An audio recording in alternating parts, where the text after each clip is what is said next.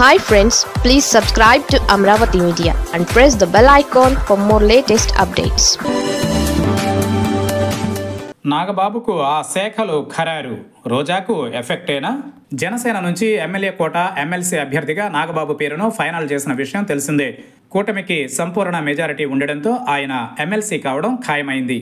నాగబాబును మంత్రివర్గంలోకి తీసుకున్నట్లు టీడీపీ గత ఏడాది డిసెంబర్లోనే అధికారిక ప్రకటన విడుదల చేసిన విషయం తెలిసిందే. ఆ సమయంలోనే నాగబాబును మంత్రివర్గంలోకి తీసుకుని ఆ తర్వాత ఎమ్మెల్సీని చేస్తారన్న ప్రచారం సాగింది.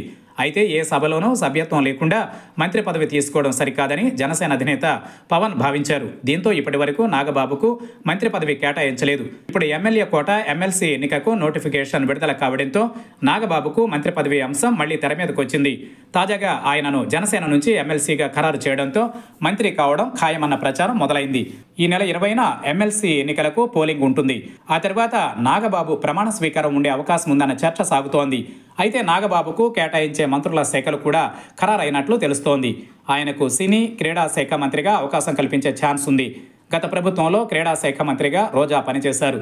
ఆమె హయాంలో నిర్వహించిన ఆడుదాం ఆంధ్ర ఆటల పోటీలలో తీవ్ర అవినీతి జరిగిందనే ఆరోపణలు ఉన్నాయి. 119 కోట్ల ఖర్చుతో నిర్వహించిన ఈ క్రీడా పోటీలలో ఎమ్మెల్యేలు, మంత్రి రోజా కమిషన్లు తీసుకున్నారన్న ఆరోపణలు ఉన్నాయి. ఈ అంశంపై ఇప్పటికే కూటమి ప్రభుత్వం విచారణకు కూడా ఆదేశించింది. ఈ నేపథ్యంలో ఇప్పుడు నాగబాబుకు క్రీడా శాఖ కేటాయిస్తారన్న వార్తలకు ప్రాధాన్యం సంతరించుకుంది.